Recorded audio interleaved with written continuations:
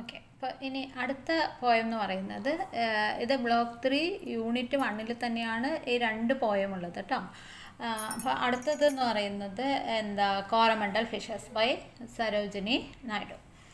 ഇത് it is a form of an address by a fellow fisher to his brethren to get ready for fishing before the daybreak. അപ്പോൾ ഈ ഒരു poem എഴുതിയിട്ടുള്ളത് ഒരു fisherman അദ്ദേഹത്തിൻ്റെ ഒപ്പമുള്ള വേറൊരു ഫിഷർമാനോട് എന്ത് പറയുകയാണ്, ഗെറ്റ് റെഡി ഫോർ ഫിഷിംഗ്. അതായത് അടുത്ത ദിവസം ആവുമ്പോഴത്തേക്കും വൈകുന്നേരം ആവുമ്പോഴത്തേക്കും വേഗം മീൻ പിടിച്ച് തിരിച്ച് വരാം എന്നതിനെക്കുറിച്ച് പറയാണ്. It is the poet herself who address the fisherman of the Coromandel cost. അല്ലെങ്കിൽ ഇങ്ങനെയും പറയാം, പോയറ്റ് തന്നെ അവർ ഫിഷർമാനോട് പറയണം, കോറമണ്ടൽ കോസ്റ്റിലുള്ള ഫിഷർമാനോട് പറയുന്നത് പോലെയും രണ്ട് രീതിയിലും എടുക്കാം. ഒരു ഫെലോ ഫിഷർമാൻ അടുത്ത ഫെലോ അദ്ദേഹത്തിൻ്റെ ഒപ്പമുള്ള ഫിഷറിനോട് പറയുന്നതായിട്ടും, അല്ലെങ്കിൽ പോയറ്റ് കോറമണ്ടൽ കോസ്റ്റിലുള്ള ഫിഷർമാനോട് പറയുന്നതായിട്ടും നമുക്കത് സങ്കല്പിക്കാം. അപ്പോൾ അതിൽ സ്റ്റാൻസ 1 പറയുന്നത് rise brothers rise, the wakening sky spread to the morning light. അപ്പോൾ സരോജിനി നായിഡു പോയം സ്റ്റാർട്ട് ചെയ്യുന്നത് ഇങ്ങനെയാണ്: by calling the fishermen to rise to start the work. നേരം പുലർന്നു, വേഗം നിങ്ങളുടെ ജോലികളൊക്കെ ചെയ്യാൻ സമയമായി. And she addresses them as brothers, സ്വന്തം സഹോദരന്മാരായിട്ടാണ് ആരെ പറയുന്നത്, ഈ ഒരു ഫിഷർമാനെ പറയണത്. The waking sky spray to the morning sun. അപ്പോൾ ആകാശം സൂര്യനെ നോക്കി പ്രാർത്ഥിക്കുകയാണ്. The day is about to break, the sun's first ray spread slowly. സൂര്യൻ്റെ ആദ്യ കിരണങ്ങൾ ഇങ്ങനെ പതുക്കെ പതുക്കെ എല്ലായിടത്തേക്കും സ്പ്രെഡ് ചെയ്യുന്നു. പതുക്കെ നല്ല തണുത്ത കാറ്റ് വീശുന്നുണ്ട്. In the arms of the dawn like a child that had tried all night. അപ്പോൾ wind that has blowing is now lying asleep. അപ്പോൾ രാത്രി മുഴുവനും നല്ല കാറ്റ് വീശുകയായിരുന്നു. ഇപ്പോൾ ആ കാറ്റ് എന്ത് ചെയ്യാണ്, ഒരു കുഞ്ഞ് എങ്ങനെയാണോ രാത്രി മുഴുവൻ കരഞ്ഞിട്ട് പകൽ സമയമാകുമ്പോൾ ശാന്തമായിട്ട് ഉറങ്ങുന്നത്, അതുപോലെയാണ് wind. And the pictorial quality of the second line is appealing to the reader. Poet compares the dawn to a mother. അപ്പോൾ ഈ പോയറ്റ് ഇതിൽ എന്തിനെ കമ്പയർ ചെയ്യുന്നുണ്ട്?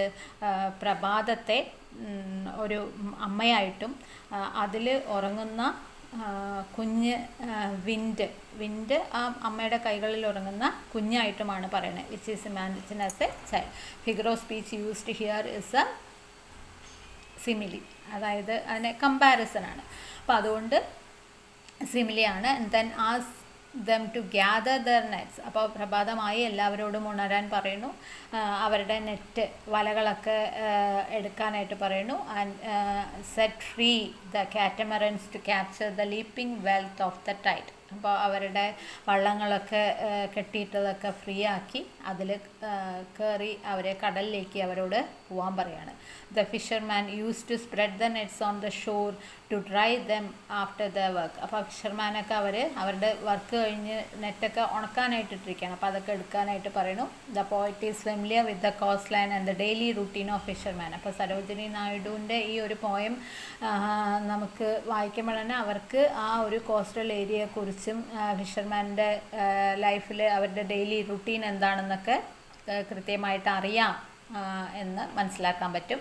And she gives us A vivid picture of the hectic activity of fisherman. അവരുടെ ആ ഒരു clear പിക്ചറാണ്. അവർ പ്രഭാത സമയത്ത് എങ്ങനെയാണ് ആ കോസ്റ്റൽ ഏരിയ, അവിടുത്തെ ഫിഷർമാൻ എന്താണ് ചെയ്യുക, അവർ വൈകുന്നേരം വരുന്നതും അത് ഉണക്കാനിടുന്നതും അടുത്ത ദിവസം അവർ നെറ്റൊക്കെ എടുത്ത് കടലിലേക്ക് പോകുന്നതും ഒക്കെ ഉള്ള കാര്യങ്ങൾ അവർ വ്യക്തമായിട്ടിതിൽ പറയുന്നുണ്ട്. By leaping wealth of tide poet mean fish. അപ്പോൾ കടലിലുള്ള ഈ ഫിഷർമാൻ്റെ വെൽത്ത് എന്ന് പറയുന്നത് എന്താണ്? മത്സ്യങ്ങൾ. The catamarans are fishing boats. അവരുടെ ആ ഫിഷിംഗ് ബോട്ടാണ് കാറ്റമറൻസ് ആയിട്ട് പറയുന്നത്. The fisherman are the kings of the sea. അപ്പോൾ ഈ മീൻപിടുത്തക്കാരാണ്, ഉക്കോന്മാരാണ് കടലിലെ രാജാക്കന്മാരെന്ന് പറയുന്നത്. And they rule the swelling waves and tides over all hurdles. അപ്പോൾ അതിൽ തിരമാലകളും വേലിയേറ്റവും വേലിയിറക്കവും ഒക്കെ അവർക്ക് എന്താണ്, അവർക്ക് അതൊക്കെ വ്യക്തമായിട്ട് അറിയാൻ പറ്റും. കടലിനെ ഭരിക്കുന്നവരാണ് ഈ fisherman.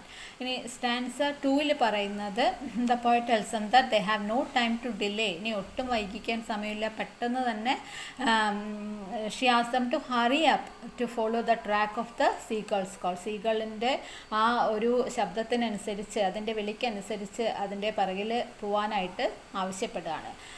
And why they have to pursue the seagull's track is that seagull fly where they find fish in abundance. എന്തുകൊണ്ടാണ് സീഗളിൻ്റെ പിറകെ പോകാൻ പറയുന്നത്? സീഗളിന് അറിയാം എവിടെയാണ് ധാരാളം മീനുകളുള്ളത് എന്ന് അറിയാൻ പറ്റും. അപ്പോൾ അതിൻ്റെ പിറകെ പോയി കഴിഞ്ഞാൽ ഈ ഫിഷർമാന് നന്നായിട്ട് മീൻ കിട്ടും എന്നാണ് പറയുന്നത്. And she says the sea is there mother. അപ്പോൾ ഇവരുടെ ഈ മുക്കുവന്മാരുടെ അമ്മയാണ് ആര്? കടൽ. കടലമ്മ എന്നല്ലേ പറയുക. And the cloud is their brother. മേഘങ്ങൾ ആരാണ്? അവരുടെ ബ്രദറാണ്. And the waves are the comrades. Waves എന്ന് പറയുന്നത് അവരുടെ ഫ്രണ്ട്സുമാണ്. And here the poet used metaphor to establish the mutual camaraderie of devotion between the fisher folk and the sea. അപ്പോൾ ഇതിലൂടെ ആ ഒരു മെറ്റഫറിലൂടെ നമുക്ക് അറിയാൻ പറ്റും ഫിഷർമാൻ്റെ അവരും ആ കടലുമായിട്ടുള്ള ആ ഒരു ക്ലോസ് കണക്ഷൻ, അല്ലെങ്കിൽ ആ കടലിനോടുള്ള ആ ഒരു ഡിവോഷൻ നമുക്ക് മനസ്സിലാക്കാനായിട്ട് പറ്റും. And the fisherman need not to be afraid even their boats fade boats away sideways. അതായത് ബോട്ട്സൊക്കെ ഇങ്ങനെ കടലിൽ പോകുമ്പോൾ തിരമാലകളൊക്കെ വരുമ്പോൾ അത് മുകളിലേക്കും സൈഡിലേക്കും ഇങ്ങനെ ചെരിയുമൊക്കെ ചെയ്യും. പക്ഷെ അതൊന്നും ആർക്ക് ഭയമുണ്ടാക്കുന്നതല്ല ഈ ഫിഷർമാന്. കാരണം സ്റ്റോമൊക്കെ വരും, ഡാർക്കാവും. ഇതൊന്നും അവരെ പേടിപ്പിക്കുന്നതല്ല. അതായത് കടലമ്മ അവരെ പ്രൊട്ടക്റ്റ് ചെയ്യും എന്നാണ് അവരുടെ വിശ്വാസം. And the sea God is more powerful. അതായത് ആ സീ ഗോഡ് എന്ന് പറയുന്നത് അതും പവർഫുള്ളാണ്. ഇവരെ ഈ കടലിൽ പോയി തിരിച്ചു വരണവരെ അവരെ സംരക്ഷിക്കാൻ പറ്റുന്നതാണ്. സ്റ്റോമിനെയൊക്കെ അവർ സ്റ്റോമിൽ നിന്നൊക്കെ, കൊടുങ്കാറ്റിൽ നിന്നുമൊക്കെ അവരെ പ്രൊട്ടക്റ്റ് ചെയ്യും. We know that storm has no hair. സ്റ്റോമിന് ഹെയർ ഇല്ല, പക്ഷെ ഈ സീ ഗോഡ് അവരുടെ ആ ഒരു പവർഫുൾ ഹെയർ യൂസ് ചെയ്തിട്ട് എന്ത് ചെയ്യുന്നുണ്ട്? ഇവരെ പ്രൊട്ടക്റ്റ് ചെയ്യും എന്നാണ് പറയുന്നത്. ഇനി തേർഡ് സ്റ്റാൻസയിൽ പറയുന്നത് the poet wants the fisherman not to be distracted.